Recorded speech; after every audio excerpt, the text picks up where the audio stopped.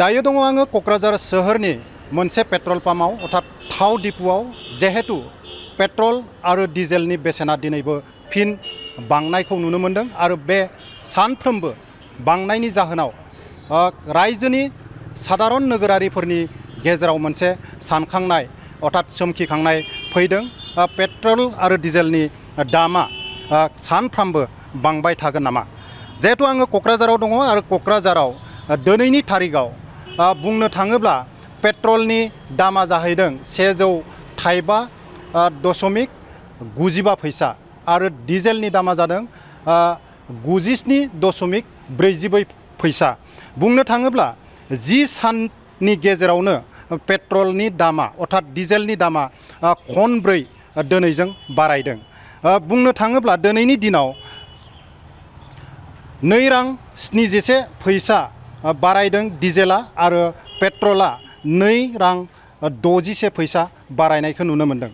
गुबुन फारसेयै जों जिहेतु थांनाय 15 मे तारिखआव 3 रां बारायनाय जादोंमोन पेट्रलनि खेथ्रआव आरो 19 मे तारिखआव 90 फैसा बारायनाय जादोंमोन आरो फिन 23 मेयाव 89 फैसा बारायनायखौ जों नुनो मोनदोंमोन आरो बे बारायनायनि थाखायनो दिनै रायजोआव गोबां जाग्रा बेसादफोरनि बेसेना बांनायखौ नुनो मोनदों आरो क'क्राझारावबो रायजोनि दाब दाब जायगाजों लोगोसे क'क्राझारावबो बिराद बेसेन बांनायखौ नुनो मोनदों आरो जिहेतु पेट्रल आरो डिजेलनि बिबाङा बांनाय लोगो लोगोनो बायदि बायदि जानाय बेसाद मैगं थाइगंनि बेसादफोराबो बांनायखौ नुनो मोनदों, बेसेननि बांनायखौ नुनो मोनदों। बे समाव आङो सासे क'क्राझारनि नोगोरारि नुनो मोनदों, बिथांनिफ्राय मिन्थिना लानि मा बुंगोन।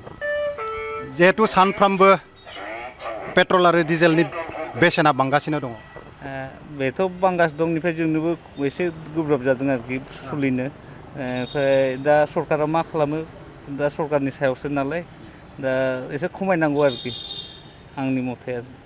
दिनै जों 10 दिननि गेजेराव खनब्रै बारायनाय जादों पेट्रलनि दामखौ, मा बुंगोन? बेबायदि बारायबाय थाबाथाय जोंहाबो हाजिराबो बारायनांगोन, नङाबाथ' जोंनि डेलि वेजाव जोंहा खम जागोन आरोखि। जों डेलि मावग्रा नालाय दा एसे बेबायदिबा जानाय नङा आरो, एसे खमायबा साबसिन जायो आरो। जुदि पेट्रल आरो डिजेलानो मेन, बेनि बेसेना बांनाय लोगो लोगो बायदि बायदि जाग्रा बेसाद मैगं थाइगंनि बेसाद बेफोरनि दामफोराबो बांनायखौ नुनो मोनो, मा बुंगोन? दा बे थाव जेरै बारायदों एरै जोंनि गासिबो मैगं थाइगं गासिबो बारायजोब्बाय। बेनिफ्राय दाथ' गेसाबो बारायदों बेखौ मिथिखाबाय। बेनिफ्राय दा बे बारायनायजोंनो जोंहा दा फेमिलिखौ एसे प्रब्लेम जायो आरोखि, थांना थानाय जायो आरोखि, हेरै जाबा हेरै जाया। बेनिफ्राय बेखौनो आं खावलायो आरोखि सरकारा बेखौ थाबनो मोनसे डिसिसन लानानै मोनसे मोजां सल्भ खालामनो, माने जोंनि पाब्लिकनि थाखाय जोंनि थाखाय माने मोनसे लामा नायनो होननानै आं खावलायो। साबायखर थाबाय।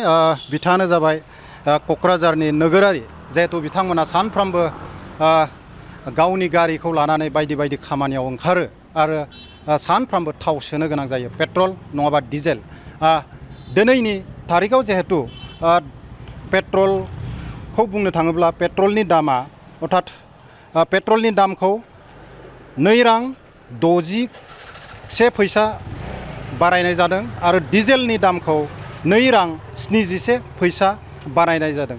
बुंनो थाङोब्ला थांनाय 15 मे तारिखआवबो 3 रां बारायनाय जादोंमोन आरो बिनिफ्रायनो दिनैसिम खनबायै पेट्रल आरो डिजेलनि दामखौ बारायनाय जादों, जायनि जाहोनाव जिउ खांनाय राहा लामायाव नोगोरारिफोरा गोबां असुबिदा जानो गोनां जादों आरो बे बिबुंथिखौ जों नङा रायजो राजाया होदों, अर्थात क'क्राझारनि साधारन सुबुंफोरा बे बाथ्राखौ बुंनायखौ जों नुनो मोनदों।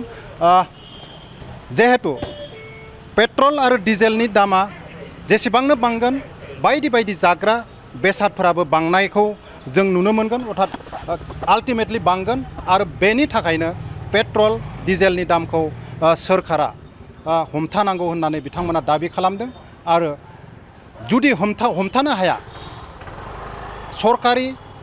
बेसरकारि जायनो साख्रि मावो हाजिरा मावो बिथांमोननि बेसेन अर्थात दरमा बिबांखौबो बारायनांगौ होननानै सादारन सुबुंफोरा दिनैनि थारिखआव दाबि खालामदों।